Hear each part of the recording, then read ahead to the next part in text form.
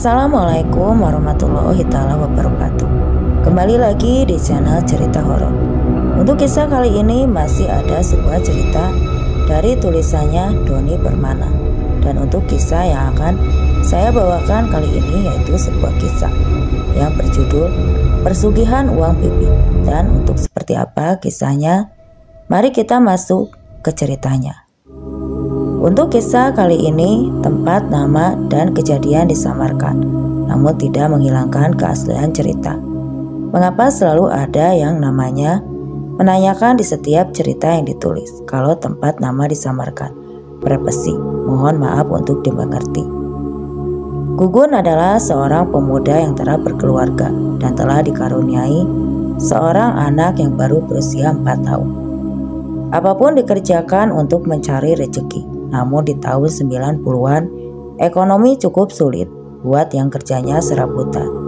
Percekcokan sering terjadi dikala Gugun pulang dengan tangan kosong. Istri Gugun seseorang yang penyabar dan sangat mencintai keluarganya. Namun jika terus pulang dengan tangan kosong, kesabarannya pun perlahan hilang.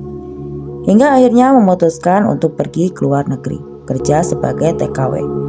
Restu tidak datang begitu saja. Seringkali terjadi pertengkaran di saat istrinya meminta agar direstui untuk pergi ke luar negeri. Izinkan saya berangkat, Kang. Bukan Nyai tidak menghargai Akang. Justru Nyai ingin membantu perekonomian keluarga kita, pinta istri setiap harinya. Hingga akhirnya restu pun didapat. Istri Gugun pun pergi kerja ke luar negeri untuk mencari rezeki, meninggalkan Gugun dan anaknya di kampung. Setelah istrinya berangkat kerja, Gugun tidak diam begitu saja, yang hanya menunggu hasil keringat kerja keras istrinya di luar negeri itu. Sebisa mungkin Gugun lebih giat untuk bekerja, walaupun hasilnya sedikit. Kini Gugun dan anaknya tinggal bersama ibunya, tidak lagi menempati gubuk kecil itu. Karena Gugun yang tidak bisa memasak dan pulangnya juga tidak menentu. Dan di suatu hari, saat Gugun sedang berada di rumah, datang saudara ibunya bertamu ke rumah bersama pria parubaya yang sudah berumur. Setelah ngobrol ngalor ngidul, barulah pembicaraan inti. Kedatangannya saat itu yang ternyata saudaranya itu bermaksud untuk melamar ibunya. Dengan tamu yang dibawanya, sedikit penjelasan. Anak dari keluarga ibunya lumayan banyak, yaitu 10 anak laki-laki, perempuan, dan anak yang sudah menikah baru 2, yaitu Gugun dan kakaknya. Memang dikala itu ibunya adalah seorang janda yang sudah bercerai karena perempuan lain. Saya tidak bisa menjawab dan ibuku pun tidak bisa langsung menjawab lamarannya. Saya cuma bilang, ibu saya anaknya banyak, belum pada menikah dan masih kecil-kecil, jawab Gugun sebagai anak kedua. Justru karena ibumu anaknya banyak, makanya saya mau melamarnya. Saya mau membahagiakan ibumu beserta adik-adikmu. Harta saya banyak, cukup untuk segala kebutuhan ekonomi. Apapun akan saya kabulkan. Bener Gun, Akang juga telah main ke rumahnya. Rumahnya Pakistana, mobilnya banyak. Bahkan uang yang kita susah untuk mencarinya di rumahnya berserakan. Saudara Gugun ikut menjelaskan, membuat Gugun dan ibunya terkesima mendengar penjelasan dari saudaranya. Karena tidak dipungkiri, ekonomi keluarga sangat begitu sulit setelah bapaknya pergi bersama perempuan lain. Bagaimana? Tanya si tamu. Saya harus berunding dulu bersama keluarga saya. Tunggu jawabannya besok. Saya akan menginap lagi 1 malam di rumah Kang Oman. Ini ada uang sedikit buat kalian semua, ujar tamu lagi sambil memberikan uang yang kurang lebih berjumlah 20 juta dengan percuma untuk meyakinkan keluarganya Gugun bahwa niatnya sungguh-sungguh membuat Gugun dan ibunya berterima kasih. Terima atau tidaknya besok kita memberikan jawaban. Tapi ini uang apa ya? Tanya Gugun. Mau diterima atau tidak, uang ini untuk kalian karena uang saya sangatlah banyak. Singkat cerita, tamu dan saudaranya pulang dan Gugun bergegas memanggil kakaknya untuk merundingkan hal tersebut. Padahal tidak ada yang tahu kalau niatnya sang tamu itu untuk menumbalkan semua keluarganya Gugun sebagai syarat kekayaannya. Keluarga pun berkumpul untuk memusyawarahkan maksud tamu yang ingin melamar ibunya. Saya tidak bisa memaksa, diterima atau tidak lamarannya saya. Saya kembalikan lagi itu ke ibu, ucap anak pertama. Tapi jangan percaya begitu saja, Bu. Meskipun katanya dia orang kaya dan banyak uangnya, lebih baik kita pergi dulu ke rumahnya untuk memastikan kebenarannya. Anak ketiga ikut berpendapat. Tidak ada alasan untuk menolaknya. Yang pertama, ibu sangat sakit hati karena bapak kalian sudah mencapakan kalian dengan seenaknya, ujar ibu berpendapat. Semua anaknya saat itu terdiam. Yang ibu pikirkan kalian bisa makan enak setiap harinya, tidak seperti sekarang yang sangat susah sekali untuk makan. Bisa makan sehari sekali saja, sudah sangat bersyukur. Terima saja lamarannya, baru ketemu juga sudah begitu baiknya. Apalagi kalau sudah menjadi bapak kita, ucap anak perempuan. Singkat cerita, rapat keluarga pun usai. Lamarannya akan diterima. Namun beberapa anaknya akan mengunjungi dulu rumah calon bapak barunya. Dan hari itu juga uang yang diberikan dipakai untuk membeli semua perlengkapan untuk acara lamaran ibunya. Hari pun berganti, semua keluarga berkumpul untuk menyaksikan proses lamaran ibunya. Acara pun berjalan lancar. Kini kegembiraan terpancar dari wajah semua anaknya yang tidak lagi merasakan hidup susah. Saya ingin secepatnya menikah, namun tidak ingin melaksanakan acara pernikahan di sini karena rumah ini bekas bapak kalian. Mau besok atau lusa, gimana? Ujar calon bapak barunya, membuat semua keluarga terkejut dengan perkataannya. Lebih cepat memang lebih bagus, tapi saya harus tahu dulu siapa bapak, di mana rumah bapak dan keluarga bapak. Mari, hari ini juga kita main ke rumah saya. Singkat cerita, keempat anaknya ikut pergi ke rumah calon bapaknya dan diperlukan waktu tempuh 4 jam perjalanan untuk sampai. Betapa kagetnya Gugun dan saudaranya saat melihat rumah tersebut. Rumah yang begitu mewah megah, mobil berjajar di garasi rumahnya. Halaman rumah yang sangat luas, bahkan ada kolam renangnya juga. Mari masuk ke dalam. Saya di sini sudah lama hidup sendirian karena istri dan kelima anak saya sudah meninggal. Saya sangat kesepian. Setelah saudaramu bilang kalau kamu mempunyai banyak anak, saya sangat bahagia dan ingin segera menikah agar hidupku tidak kesepian lagi. Tentu saja rumah ini akan ramai oleh penghuninya, jelas pria tersebut, dan mengajak masuk ke dalam rumah. Tentu saja istri dan kelima anaknya meninggal karena telah dijadikan tumbal agar kekayaannya semakin bertambah. Dan kini ia telah menemukan calon tumbal kepada iblis karena kekayaannya adalah nyawa manusia yang menikah dengannya. Mereka berlima masuk ke dalam rumah. Betapa terpananya mereka melihat isi rumah orang kaya raya tersebut. Isi rumah begitu lengkap dan tentunya pasti mahal-mahal harganya. Sekarang kamu percaya kan kalau aku ini memang orang kaya dan niatku ingin membahagiakan kalian semua. Jika aku meninggal, tentu saja semua harta milikku milik kalian.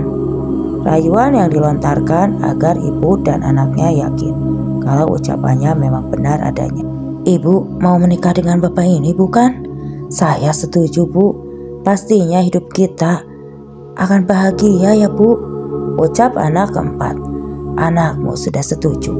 Jika kamu bersedia menikahiku, terima uang ini buat persiapan pernikahan kita lusa nanti. Sekarang kita pulang kembali agar kita cepat menikah. Rayuan sambil memberikan uang yang nominalnya juga sangat banyak. Baik, saya akan menikahimu dan saya terima uang ini buat persiapan pernikahan kita. Kini keluarga Gugun percaya dengan calon bapak barunya.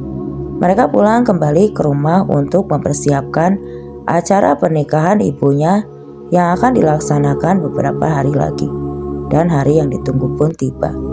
Langit yang cerah seakan Allah merestui pernikahan ibunya dengan seorang pria yang baru dikenal yang dibawa oleh saudaranya. Meskipun uang yang diberikan sangatlah banyak, acara pernikahan dilaksanakan sederhana. Hanya dihadiri keluarga Gugun saja, karena itu adalah permintaan bapak barunya. Malu dan sudah tua, lebih baik uang dinikmati saja. Kini hari-hari yang dilalui dengan tangisan berubah jadi senyuman. Setelah ibunya menikah lagi selama 2 bulan, belum ada keanehan selain semua anaknya tinggal di rumah yang baru dibeli oleh bapaknya di kampung sebelah. Belum saatnya kita menempati rumah bapak yang dulu. Lebih baik kita bikin rumah lagi di sini, karena di sana penuh dengan kenangan masa lalu tentang semua keluargaku. Jelas bapak barunya itu, dan semua anaknya mengerti akan penjelasan bapak barunya itu. Karena bapak barunya tengah mencari lahan tanah yang kosong untuk dibuatkan rumah. Dan di satu malam, Gugun berkunjung ke rumah ibu dan bapak barunya. Gugun ngobrol ngalor ngidul bersama bapak barunya, hingga obrolan pun mengarah ke hal yang serius. Pak, sebenarnya bapak kerja apa? Bisa sampai kaya raya, banyak uang. Kamu mau banyak uang seperti bapak bukan, Gun? Jawab bapak. Siapa yang tidak mau banyak uang, Pak? Gugun sangat mau. Ya sudah, besok sore kita pulang ke rumah bapak. Tapi ada syaratnya. Emang syaratnya apa, Pak? Ibumu beserta adik-adikmu jangan diberitahu kalau kamu mau pergi sama bapak. Kenapa kamu dulu yang kaya karena kakakmu, tidak sepertimu yang mau bertanya? Ya sudah Pak, Gugun ngerti. Terima kasih banyak. Gugun pulang dulu ya, karena sudah malam. Hari pun berganti. Pagi-pagi sekali Gugun membawa anaknya kepada mertua untuk dititipkan. Takutnya lama dan berhari-hari. Hal yang biasa ia lakukan saat ada pekerjaan yang memakan waktu berhari-hari. Bu, Pak, mohon maaf, Gugun mau merepotkan bapak dan ibu lagi, ucap Gugun sopan saat dia sampai di depan pintu rumah mertuanya. Kamu mau titip Dani kan? Sebut saja nama anaknya Dani, ujar ibu mertua. Kamu mau kemana? Tumben bawa baju salin. Dani lumayan banyak, tanya ayah mertuanya. Mau ikut bapak angkat, Bu. Pak Gugun mau ikut kerja sama dia. Orangnya sangat kaya raya. Tapi ada perasaan yang tidak enak ya tentang bapak barumu. Orang baru kenal ngajak nikah, terus cari yang banyak anak. Apalagi saat kamu jelasin berkunjung ke rumah, semua keluarganya meninggal tanpa penjelasan yang jelas, Gun. Jelas bapak mertua Gugun. Iya benar, Gun. Coba pikir, saat ibumu menikah, jangankan keluarga yang datang, wali untuk nikah pun tidak dibawanya. Seperti ada yang janggal, ujar ibu mertua ikut berbicara. Setelah ibu dan bapak mertuanya menjelaskan, barulah Gugun tersadar akan sedikit kebenaran walaupun hanya terkaan saja. Jangan melamun, kita berpikir positif saja. Sekarang kamu diajak kerja ke sana, mungkin di sana kebenaran akan terungkap, ucap bapak mertua. Dan jangan tinggalkan sholat ya Gun, sholat 5 waktu, dimanapun kamu berada. Dani biar di sini sama kita, kamu kerja yang jujur di sana. Iya Bu, Pak, Gugun akan selalu bawa amanat ibu dan bapak ya. Hati-hati ya, kamu harus ingat, beribadahlah kepada Allah karena dialah Maha Pelindung segala makhluk ciptaannya, ujar bapak mertuanya, membuat hati Gugun sedikit sadar akan bapak barunya itu.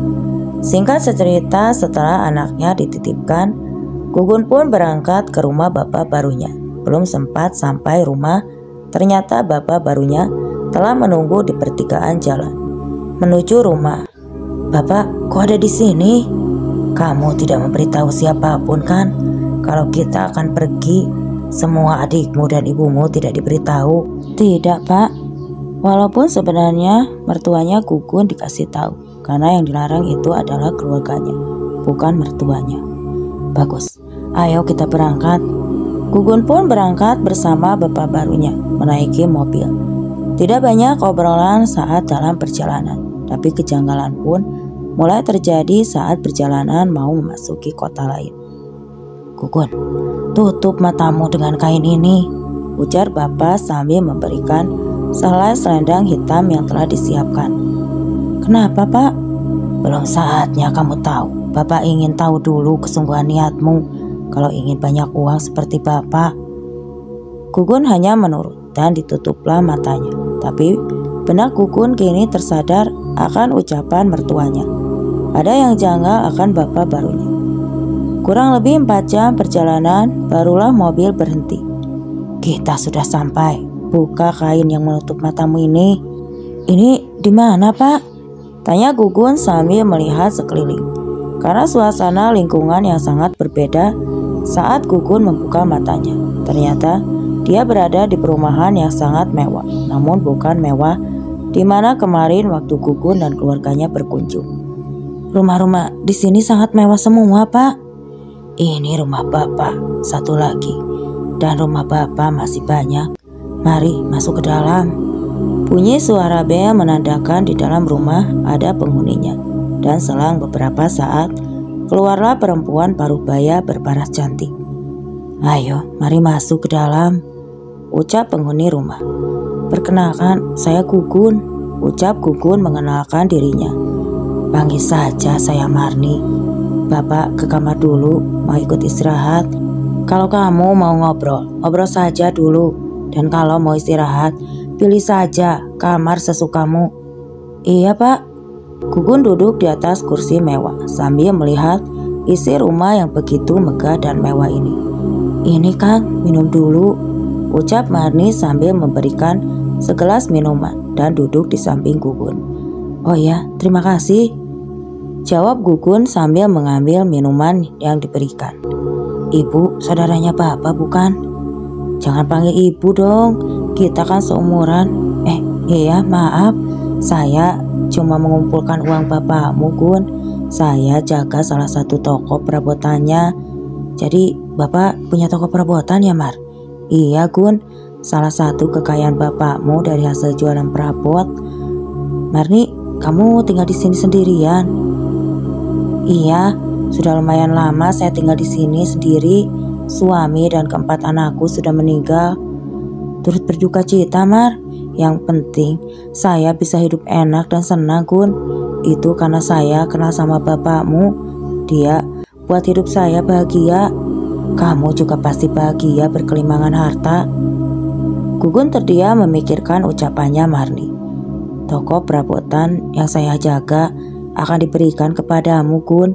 Begitupun rumah ini, bahkan semua isinya akan menjadi milikmu. Kok kamu bisa tahu, Mar? Kita kan baru ketemu di rumah beserta isinya dan tempat usaha yang sebelumnya dimiliki orang lain. Tapi setelah Bapak bawa saya ke rumah ini, semua jadi milik saya. Paling Bapak cuma minta beberapa karung uang kalau datang, cuma sedikit. Terus penghuni sebelumnya kemana, Mar? Diusir bukan? Ya tidak lah, Gun. Dia diberikan tempat usaha baru, rumah baru, dan semua uang dari hasil jualan perabot juga diberikan semuanya padanya. Kok bisa sebaik itu ya, Bapak? Jangan banyak pikiran, ntar juga tahu kok Bapak orangnya gimana. Kalau mau istirahat, ya sudah, kamu di kamar saja. Mau di kamarku juga tidak apa-apa. Kamu ini, Mar, anggap saja rumah sendiri. Saya mau mandi duluan ya. Bentar lagi rumah ini akan menjadi milikmu, ujar Marni sambil pergi meninggalkan Gugun. Antara senang dan bingung berkecambuk dalam benak Gugun. Senangnya jika semua yang diucapkan Marni benar, maka ia tidak akan hidup susah lagi. Bingungnya, mengapa ada orang sebaik bapaknya. Gugun pun menikmati malam yang indah karena tidur di kasur yang empuk dan mewah, kamar yang begitu megah, dan hari pun berganti. Setelah makan, Bapak memanggilnya. Gun, hari ini Bapak mau pulang lagi. Kasihan sama ibumu takut nyariin, dan mau kasih tahu juga kalau kamu pergi sama Bapak. Terus saya gimana, Pak? Bukankah Marni sudah jelasin ke kamu, Gun? Kamu akan dibimbing dulu Marni sebelum dia berikan tempat baru. Jadi semua yang dikatakan Marni itu benar, Pak? Iya, rumah beserta isinya dan tempat usaha juga akan jadi milik kamu. Turutin semua ucapan Marni biar kamu bisa cepat menikmati segalanya. Gugun menangis bahagia sambil memeluk bapak barunya. Apa yang harus saya lakukan untuk membalas semuanya? Terlalu cepat untuk berterima kasih, Gun. Toh kamu belum mengerjakan apa-apa. Lulus atau tidaknya kamu, itu tergantung pada dirimu. Apapun perintah Marni harus kamu laksanakan. Iya, Pak, Gugun akan melaksanakannya. Terima kasih banyak. Dan pagi itu juga bapaknya pergi meninggalkan Gugun dan Marni berdua. Gun, sekarang kita ke toko perabot ya. Sudah siang, waktunya buka toko. Iya, siap, jawab Gugun penuh semangat. Berangkatlah Gugun dan Marni ke sebuah pertokoan di kota yang sangat besar ini. Di kota mana, Mar? Tanya Gugun. Setelah sampai di depan ruko yang besar yang berada di pinggiran jalan raya. Area tersebut pertokoan semua. Ini kota X. Masa kamu gak tahu, Gun? Malu. Mar, saya orang kampung, jarang kemana-mana. Dan toko pun dibuka. Perabotan yang sangat lengkap dijual di toko tersebut. Gun, saya mau pulang lagi. Entar sore saya jemput lagi. Jangan pulang dong, Mar. Saya kan tidak tahu semua harganya. Jual sesukamu, Gun. Toko ini toko milikmu. Iya, tapi tidak begitu juga kan? Nurut saja, ucap Marni membuat Gugun tidak bertanya dan menurut. Setelah Marni pergi, Gugun ditinggal sendiri. Di toko Gugun tidak diam. Dia merapikan perabotan dan membersihkan perabotan yang berdebu. Karena banyak sekali perabotan yang kotor, seakan-akan toko tersebut kurang laku terjual. Dan benar saja. Dari bukanya toko sampai senja dan sampai Marni datang lagi untuk menjemput, tidak ada satupun orang yang membeli perabotan ke toko. Padahal orang yang berbelanja sangatlah ramai. Mudah-mudahan tidak ada yang beli. Takut Gugun salah memberi harga dan menjadi kesalahan pertamanya, pikir Gugun dalam hatinya. Yang menjadi kenyataan. Gimana jualannya, Gun? Ucap Marni saat datang kembali ke toko di sore hari. Tidak ada yang beli, Mar. Oh, tidak apa-apa, jawabnya sambil membuka laci, tempat uang dan lemarinya. Anehnya saat lemari dan lacinya dibuka, penuh sesak dengan tumpukan uang membuat Gugun terpana. Karena dari pagi hingga petang tidak ada pembeli yang datang. Jangan bengong, Gun. Cepat masukkan uangnya ke dalam karung, ucap Marni membangunkan lamunannya Gugun yang keheranan, dan uang pun dimasukkan ke dalam karung goni yang dibawa Marni. 2 karung goni penuh sesak dengan uang dimasukkan oleh Gugun dengan hati penuh tanda tanya. Selama perjalanan pulang ke rumah, Gugun termenung heran akan hal yang tengah dialaminya. Karena dari pertama buka toko sampai toko ditutup, tidak ada satu orang pun yang datang untuk belanja ke toko. Tapi mengapa uang yang penuh sesak bisa ada dalam lemari itu dan yang ada di dalam benak Gugun? Gun, ucap Marni membangunkan lamunannya. Gugun seketika, Gugun tersadar dari lamunannya dan ternyata mobil sudah berhenti karena sudah sampai rumah kembali. Ayah turun, bawa uangnya. Iya, Mar, jawab Gugun turun dari mobil sambil membawa uang 2 karung goni ke dalam rumah. Masukkan uangnya ke dalam kamar, ucap Marni. Di depan salah satu kamar di rumah, saat pintu kamar dibuka, 2 karung uang yang dipegang Gugun lepas dari tangannya. Lalu Gugun terduduk seakan tidak percaya apa yang dilihatnya. Kamar berukuran kurang lebih dari 4 kali 6 lebarnya, penuh sesak dengan tumpukan karung goni. Kenapa kamu, Gun? Tumpukan karung ini? Ucap Gugun terbata-bata. Iya, dalam karung itu semua uang. Nanti kamu yang akan mempunyai uang ini karena saya telah disiapkan tempat baru. Syaratnya kamu harus nurut sama saya. Iya, Mar, apapun syaratnya akan saya laksanakan. Apapun itu, ucap Gugun yang mulai terbuai dengan uang. Ya sudah, cepat masukkan uangnya ke dalam kamar, lalu istirahat. Iya Mar. Gugun pun akhirnya memasukkan uangnya itu ke dalam kamar. Akhirnya aku bisa hidup senang, ucap Gugun sambil beristirahat menatap langit-langit kamar.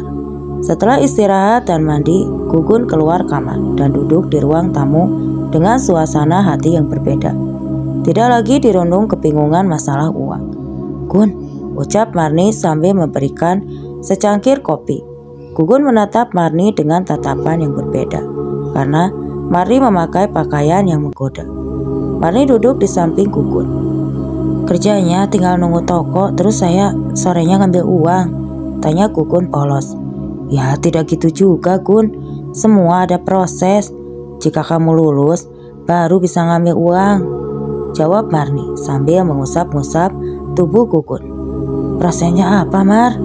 Tanya Gugun, yang tidak berani melarang Marni membelai tangan Gugun, karena dalam benaknya kini hanya berpikir harus menuruti ucapan Marni. Turutin saja semua yang aku katakan. Iya Mar. Sekarang kita masuk ke dalam kamar. Semuanya telah kupersiapkan.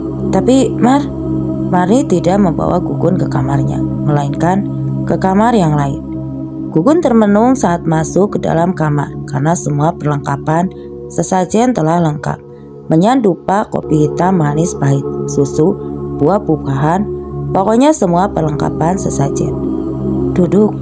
Kemudian Marni melakukan ritual bacaan jampe-jampe yang tidak terlalu lama. Pakai baju ini, ucap Marni setelah melakukan ritual. Sebuah rompi berwarna hitam. Gugun pun menurut memakainya. Begitu juga dengan Marni. Sekarang kita jalan kaki ke arah timur sampai tengah malam. Pokoknya sekitar jam 1 malam kita sudah seharus sampai di rumah kembali. Berangkatnya jam 8. Jelas Marni, dan mereka pun berdua keluar rumah, lalu berjalan kaki ke arah timur. Keanehan terjadi saat berjalan kaki menyelusuri jalan, yaitu saat Marni mau menyeberang jalan tertabrak mobil. Marni! Teriak Gugun, karena Marni tidak melihat kanan kiri saat menyeberang jalan. Mobil melaju tidak berhenti, dan Marni juga berdiri. Kenapa Gun? Kemudian banyak mobil menabrak tubuh Marni. Tapi raga Marni terlewati begitu saja. Dengan memakai jaket ini, tubuh kita tidak terlihat dan kita bisa menembus benda padat, jelas Marni singkat sambil melanjutkan jalannya. Tidak terjadi lagi keanehan saat mereka menyusuri jalan. Semua bisa menembus benda padat dan sepanjang perjalanan tidak ada yang dapat melihat mereka. Dan tepat jam dini hari mereka kembali pulang ke rumah. Ikuti saya, pinta Marni saat berada di dalam rumah. Ternyata Marni mengajak Gugun untuk kembali masuk ke kamar sesajen. Gugun kembali kaget menyaksikan apa yang dilihatnya saat Marni membuka pintu. Kamar ruangan kali 6 kali 4 itu kini penuh sesak dengan tumpukan uang. Kok di kamar ini jadi penuh sesak uang? Bukannya tadi hanya sesajen saja yang ada di dalam kamar? Tanya Gugun penuh dengan keheranan. Berjalan-jalan saja kali, ini uang bisa langsung masuk ke dalam rumah Gun. Tapi uang dari mana? Nanti kamu juga akan tahu saat berjualan di toko, walaupun tidak ada yang beli. Tapi di dalam laci uangnya jadi penuh, dan saat pulang jalan kaki hanya memakai rompi kok jadi banyak uang juga di dalam kamar. Padahal tidak melakukan apapun. Aneh, bisik Gugun dalam hati penuh keheranan. Jangan melamun, sekarang masukkan kembali uangnya ke dalam karung dan simpan kembali uangnya di dalam kamar. Setelah ucapan Marni memecah lamunan Gugun. Iya Mar, ucap Gugun. Ya sudah, beresin uangnya, saya tunggu kamu di kamarku. Iya, jawab Gugun patuh. Marni pun meninggalkan Gugun yang telah membereskan uang, masuk kembali ke dalam kamarnya. Dan Gugun memasukkan uang ke dalam karung dengan tidak penuh kepercayaan. Menyaksikan apa yang baru saja terjadi, jelas sekali. Saya dan Marni tidak mencuri uang, tapi mengapa jadi banyak uang? Saya harus dapat ilmunya supaya bisa cepat kaya. Apapun akan saya lakukan, bisik Gugun sambil memasukkan uang ke dalam karung. Singkat cerita, setelah beberapa saat, uang di dalam kamar telah dibereskan. Sesuai perintah Marni, Gugun masuk ke dalam kamarnya. Suara ketukan pintu. "Masuk saja, tidak dikunci," ujar Marni dari dalam. Gugun menelan ludahnya saat melihat Marni yang terbaring di atas ranjang. Marni memakai baju transparan dan tidak memakai pakaian dalam. "Jangan berdiri saja, sini masuk." Langkah demi langkah, Gugun mendekati Marni dan naik ke atas ranjangnya. "Tolong pijitin kaki saya." "Iya, Mar." Dengan penuh keraguan dan hasutan setan, Gugun mulai membelai betis Marni secara perlahan. "Aduh, jangan kenceng-kenceng. Di sini saja, Gun," ucap Marni yang langsung terduduk. "Maaf, Mar."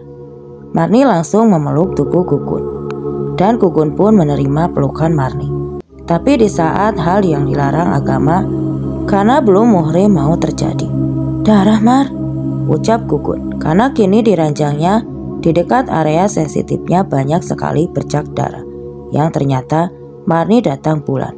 "Sialan," ucap Marni kesal karena membuatnya tidak bisa melakukan hal yang diinginkan. "Kamu mau saya melakukannya meski kamu datang bulan?" pinta Gugun karena telah terhasut rayuan setan. Enggak, jijik.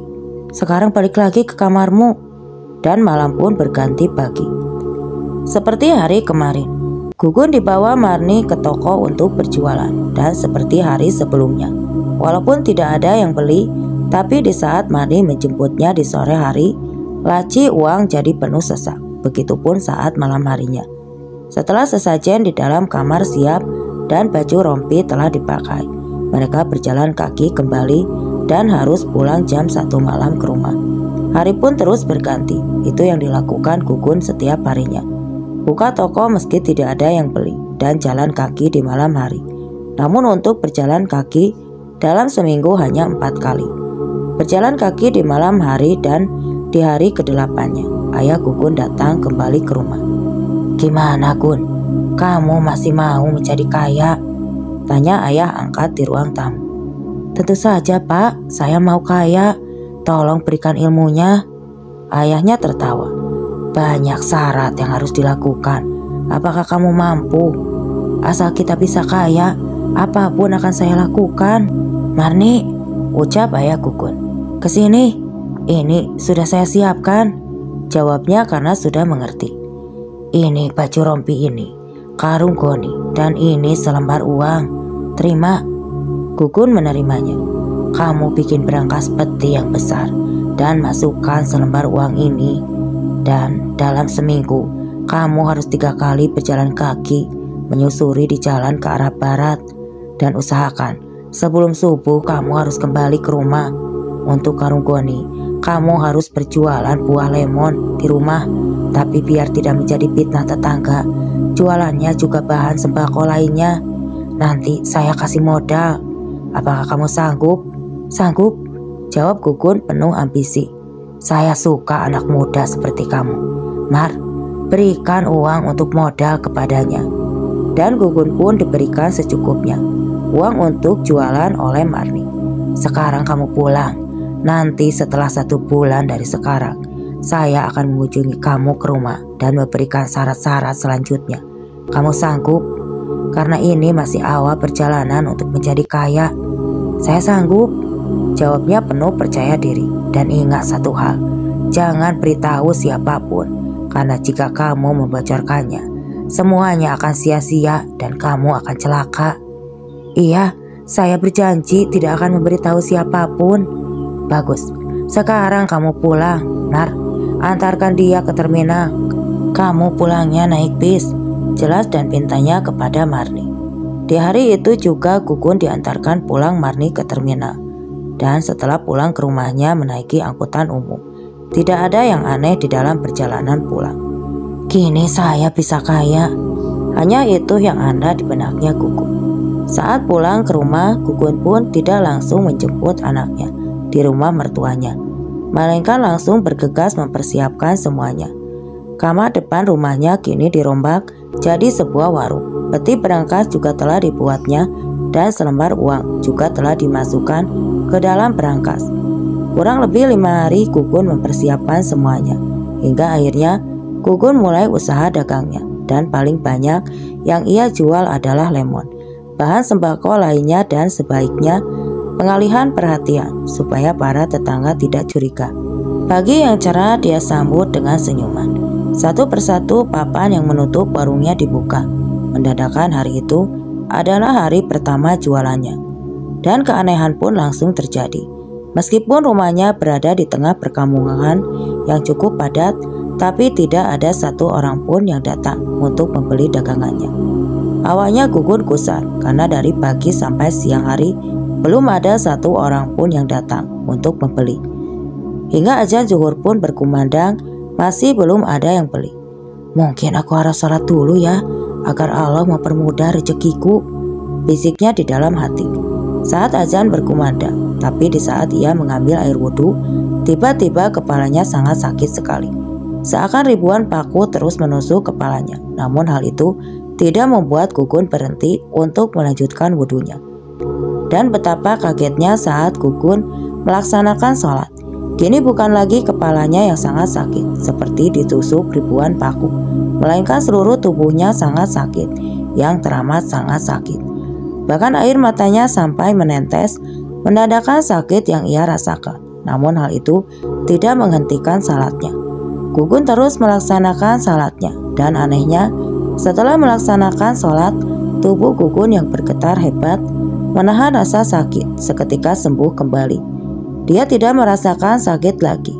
Setelah salat dia kembali ke warung untuk menjaganya, dan tetap sama, tidak ada satu orang pun yang datang, yang lewat banyak, tapi tidak ada satu orang pun tetangga yang beli. Jangankan beli, menyapa pun tidak ada. Sampai azan asar berkumandang, tidak ada satu orang pun yang datang. Gugun kembali menunaikan sholat asar seperti kejadian sholat zuhur.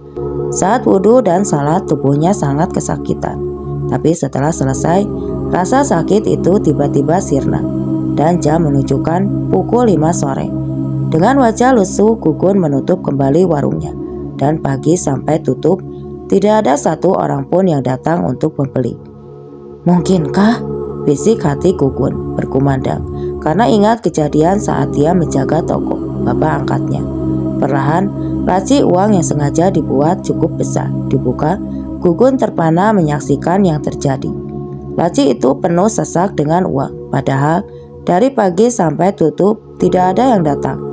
Gugun segera bergegas membawa karung goni yang diberikan bapaknya, dan uang dalam laci dimasukkan ke dalam karung goninya. Hampir lumer uangnya karena tidak muat. Akhirnya aku bisa jadi kaya, Gugun berucap sendiri, dan karung goni yang penuh uang pun dimasukkan ke dalam kamar. Dan tugas-tugas Gugun selanjutnya adalah berjalan kaki menyusuri jalan dan harus pulang kembali ke rumah sebelum subuh. Meskipun kejadian begitu nyata dan punya banyak uang, secara instan Gugun berpikiran positif bahwa rezeki itu datangnya dari Tuhan, dan tetap melaksanakan salat maghrib dan isya meskipun begitu sakit dan teramat sakit yang ia rasakan. Karena saat itu Gugun tidaklah sadar dengan kepolosannya. Yang ia kerjakan itu adalah bersekutu dengan iblis.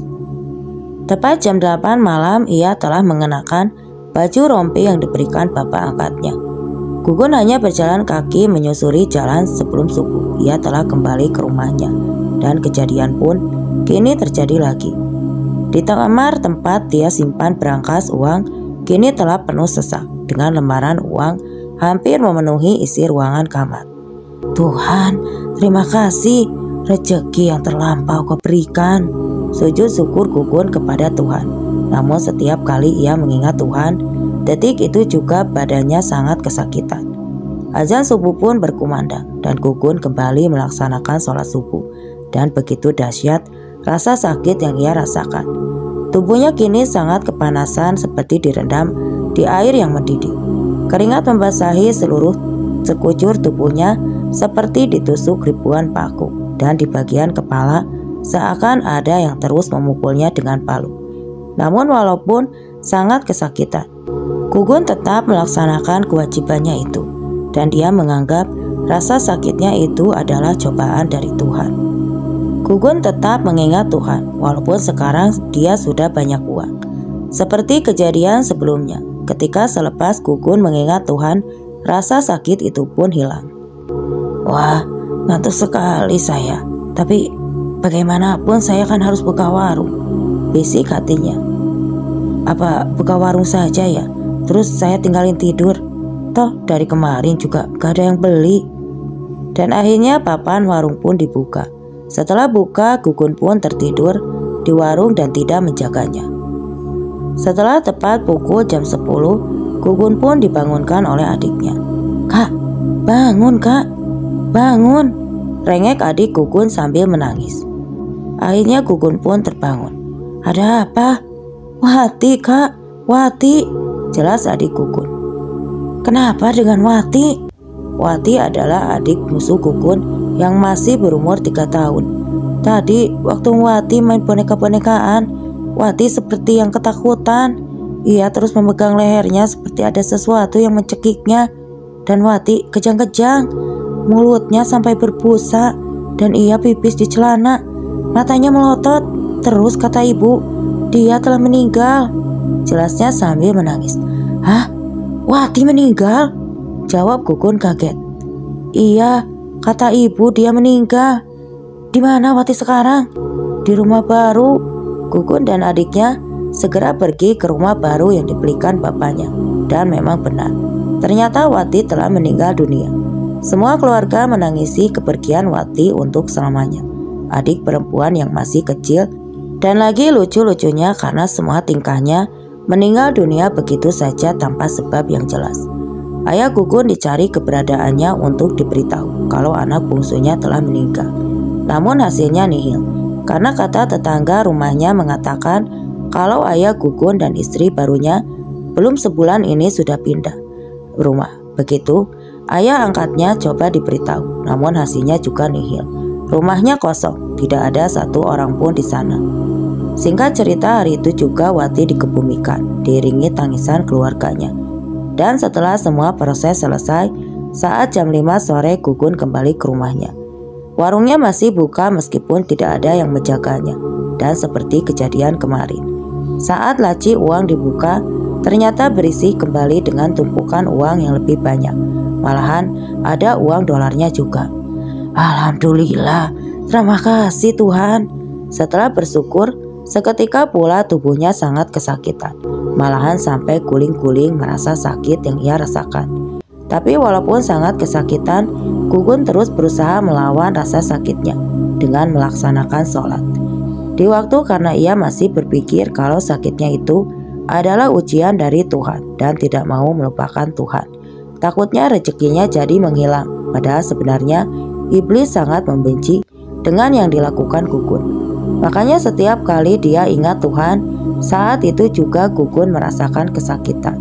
Dan di malam harinya, Gugun kembali memakai baju rompi, kemudian berjalan kaki menyusuri jalan dan pulang kembali sebelum azan subuh berkumandang. Uang yang didapat kini bertambah banyak. Di kamar Gugun saat ia kembali pulang, uang dolar semua, bukan rupiah lagi yang memenuhi isi kamar. Hari ini aku mau membeli rumah. Jika masih tinggal di gubuk kecil ini, uangnya tidak akan muat, bisik hati Gugun saat membereskan uang yang berserakan di kamarnya. Setelah selesai membereskan uang, Gugun kembali menunaikan sholat subuh. Namun dikala itu, dia tidak mampu berdiri. Dia sholat sambil duduk saking tidak kuatnya menahan rasa sakit. Selesai sholat, sakit itu hilang total. Kemudian ia membuka kembali warungnya dan tertidur di dalam karung karena rasa kantuk yang dia rasakan. Gugun pun tertidur pulas. Tepat jam 11 siang, Gugun kembali dibangunkan oleh kakaknya. Bangun, ucap kakak Gugun membangunkan. Kak, mau belanja apa? Tanya Gugun karena pikirannya kakaknya itu mau belanja di warungnya. Robi meninggal, kejadiannya sama seperti Wati. Apa? Gugun langsung tersadar total. Ayo kita ke sana, warung tidak ditutup dulu. Biarkan saja, ada yang lebih penting. Ya udah, Gugun dan kakaknya kembali ke rumah baru ibunya. Lagi, Gugun menangis melihat jasad adiknya yang terbujur kaku dan telah dikapani. Kenapa Robi bisa meninggal? Tanya Gugun sambil menangis. Ibu juga tidak tahu. Pagi-pagi itu ibu sedang suapin dia makan. Tiba-tiba Robi peluk ibu dengan ekspresi wajah yang sangat ketakutan. Bu, takut. Itu ada makhluk sangat menyeramkan. Perutnya buncit dan bertaring sangat panjang. Di giginya, ucap Robi saat memeluk ibunya. Kemudian dia seperti orang dicekik. Jangan cekik saya. Tolong Bu, tolong. Kemudian tubuhnya kejang-kejang. Mulutnya berbusa dan pipis di celana. Setelah 1 menit dia sudah tidak bernyawa. Antara percaya dan tidak percaya, tapi itulah penjelasan ibunya. Gugun dan di hari itu pula Robi dikuburkan. Di samping kuburan adiknya, 2 hari 2 anak telah meninggal dunia di keluarganya. Gugun setelah semua proses selesai, Gugun pamit ke keluarganya untuk pulang. Mau pulang dulu, warung belum ditutup hari ini. Kalian semua nginep di sini, pinta ibunya Gugun. Semua keluarga setuju, namun hanya Gugun yang pamit pulang dengan alasan belum menutup warungnya. Karena masih ada tugas dari ayah angkatnya. Dalam 1 minggu harus 3 hari berturut-turut berjalan kaki.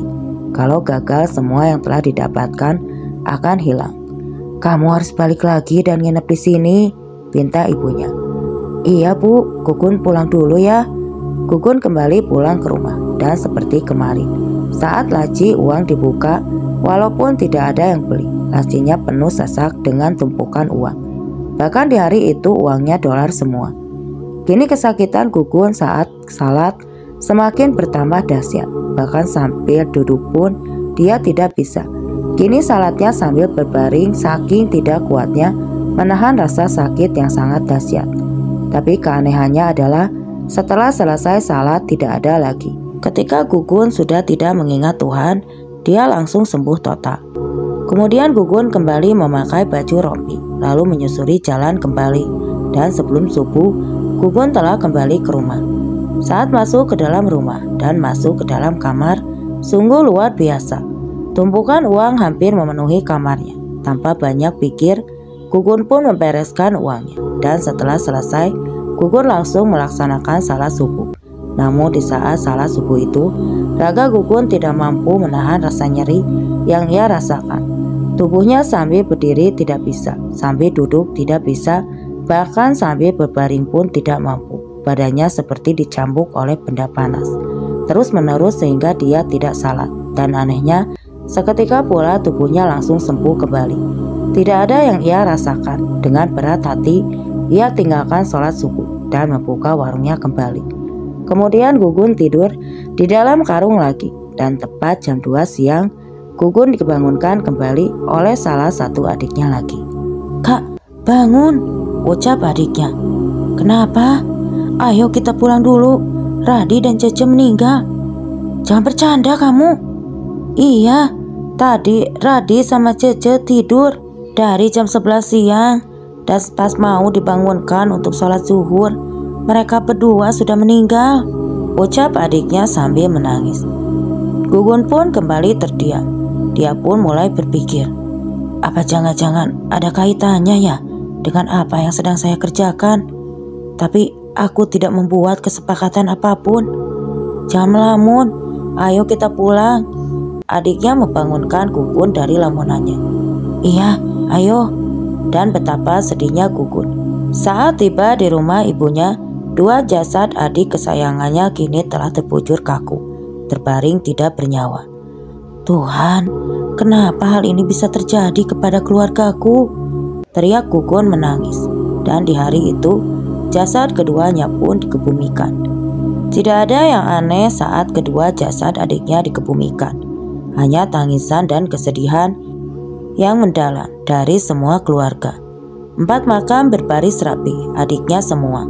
Setelah semua proses pemakaman selesai, keluarga pulang kali ke rumah dengan hati dirundung tanda tanya yang sangat besar. Di mana Bapak, Bu? Bapak barumu sudah seminggu tidak pulang. Katanya ada bisnis di luar kota. Bukan Bapak baru, Bu, tapi Bapak asli kita, ucapnya lagi. Sang ibu hanya menggelengkan kepala. Dia sedang dengan istri baru. Kata tetangganya sudah pindah rumah. saya pamit pulang dulu ya, nutup warung," pinta Gugun di tengah obrolan. "Malam ini kalian semua harus nginap ya." "Saya pasti nginap," jawab Gugun. Gugun pun pulang ke rumahnya. Setelah sampai, dia langsung menutup warungnya dan membuka kembali laci uangnya yang ternyata isi di dalam laci penuh, padahal tidak ada yang beli. "Apa mungkin ini karena perbuatanku sehingga keempat adikku meninggal?" bisik Gugun dalam hati. Tiba-tiba berpikir kemudian, "Tapi aku tidak melakukan perjanjian apapun. Tapi semua uang ini datang dari mana ya?" Azan kembali berkumandang. Dia memutuskan untuk sholat, tapi di saat dia mau mengambil air wudhu, rasa sakitnya datang kembali. Namun walaupun sangat sakit, kepalanya seperti ditusuk ribuan paku. Dia tetap menyelesaikan salatnya. Langkahnya begitu berat menahan rasa sakit yang dirasakan, hingga saat sajadah digelar, dia tidak mampu bertahan. Air mata yang keluar dari matanya saat menahan sakit berubah jadi darah. Hidung, mulut, dan telinganya pun mengeluarkan darah. Dia batuk-batuk dan muntah darah hingga akhirnya dia terkulai lemas di atas sajadah, tidak mampu lagi melanjutkan salatnya. Jam menunjukkan pukul 9 malam. Gugun masih tidak bisa berdiri. Dia masih terbaring di atas sajadah sambil muntah darah terus-menerus. "Mungkin sekarang adalah giliranku menyusul keempat adikku. Ya Allah, maafkan semua kesalahanku. Jika Kau cabut nyawaku sekarang, aku titipkan istri dan anakku kepadamu Tuhan," ucapnya sendiri sambil menahan rasa sakit dan muntah darah. Prak! "Bapak kenapa?" "Nek, kakek, tolong Bapak!" teriak anaknya Gugun yang ternyata baru datang kembali bersama kakek dan neneknya. "Ya Allah, Gun!" Kakek kaget di luar. Di depan pintu, dia pun langsung memeluk tubuh menantunya. "Nek, cepat buatkan air hangat dan bawa seember air," pinta bapak mertuanya. "Kek, itu apa?" ucap Dani ketakutan sambil memeluk tubuh kakeknya. Dani melihat sesuatu di dalam kamarnya. "Tutup matamu nak dan peluk tubuh kakek," ucap bapak mertuanya Gugun. Beliau pun langsung membacakan doa-doa untuk mengusir jin. Ternyata di dalam kamar Gugun ada sosok yang menyeramkan, yang ternyata makhluk itu adalah buto ijo. "Peluk bapak kamu," ucap kakek. "Kakek mau kemana?" "Kakek mau menutup dulu pintu kamarnya." Namun sebelum pintu ditutup, kakek melihat isi kamar dengan banyak sekali tumpukan uang dan dikarungi. "Kamu salah jalan nak," ucapnya. "Disuruh bapak angkat saya," ucapnya terbata-bata sambil memuntahkan darah segar. "Jangan bicara dulu, nanti saja jelasinnya. Ini air panasnya," ucap nenek menyodorkan air panas yang dibuatnya di dapur. "Masih punya wudhu, cepat baca Al-Quran sebelum terlambat." "Maksudnya, ternyata dugaan kita berdua benar, Nek. Bapak angkat menantu kita melakukan persugihan. Tujuannya menikah untuk menumbalkan keluarga Gugun." "Jangan si ujon, itu hanya dugaan kita," bentak nenek. "Ternyata menantu kita disuruh melakukan pemujaan juga, Nek. Barusan Dani dan kakek melihat ada buto hijau di kamarnya dan begitu banyak sekali uang di dalam kamarnya." Nenek pun menurut membaca ayat suci Al-Quran, sedangkan kakek membersihkan darah yang keluar dari mata, mulut, hidung, dan telinga menantunya sambil membaca doa-doa pengusir jin. "Sakit, panas, sakit," ucap Gugun kesakitan sambil menggedor-gedorkan kepalanya ke lantai. "Ya Allah, lindungilah menantuku, berikan dia kesempatan untuk bertobat kepadamu ya Rob," doa kakek sambil menangis melihat menantunya sangat kesakitan. Gugun terus-menerus memuntahkan darah. Telinga, mata, dan hidungnya pun terus-menerus mengeluarkan darah. Pak, Bapak kenapa Pak? Kek, tolong Bapak Kek." Tangisan kesedihan dari seorang anak yang melihat ayahnya begitu kesakitan. Mertua perempuan Gugun menghentikan bacaan doanya. Dia akhirnya berdiri dan mengambil sapu lidi yang berada di dekat pintu. Lalu sekeliling dinding di dalam rumah dipukul-pukul menggunakan sapu lidi sambil membaca doa-doa pengusir jin. Setelah memukul sekeliling dinding dalam rumah, tiba-tiba gempa bumi dahsyat terjadi. Rumah panggung Gugun seakan mau roboh, namun tidak membuat mertua Gugun ketakutan. Malahan membuatnya terus-menerus bermunajat kepada Allah meminta perlindungan darinya. Dan tiba-tiba terdengar suara langkah kaki yang begitu menggema mengelilingi rumah. Gugun, Gugun, Gugun, saatnya pulang. Teriakan di luar. Sang nenek mau menjawab sautan dari luar rumah, namun kakek memberi isyarat tangan. Jangan menjawabnya, terlebih kita terus baca ayat suci. Nenek dan kakek pun terus melanjutkan membaca ayat-ayat suci Al-Quran. Mereka tidak menghiraukan suara-suara dari luar.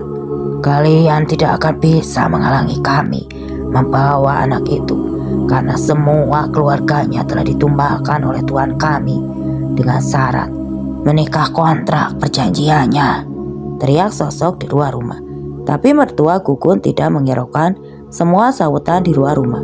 Mereka berdua lebih fokus berdoa kepada Allah memohon perlindungan.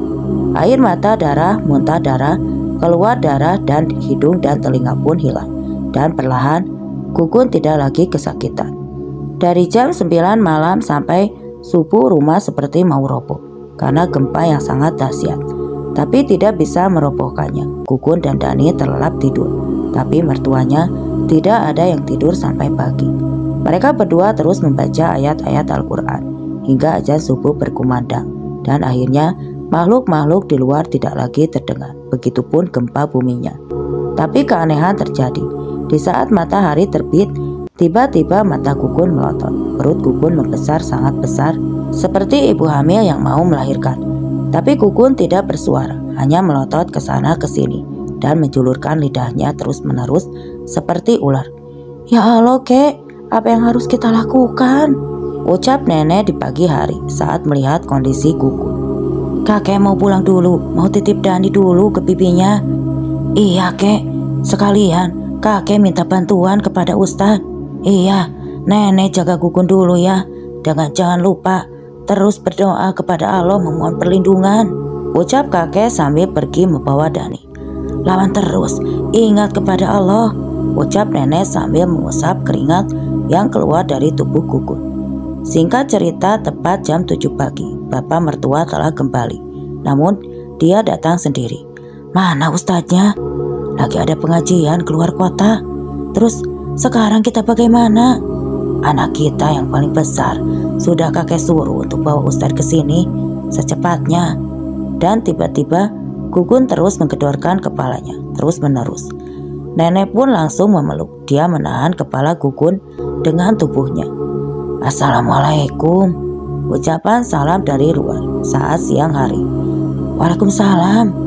Yang ternyata tamu yang datang adalah bapak asli Gugun.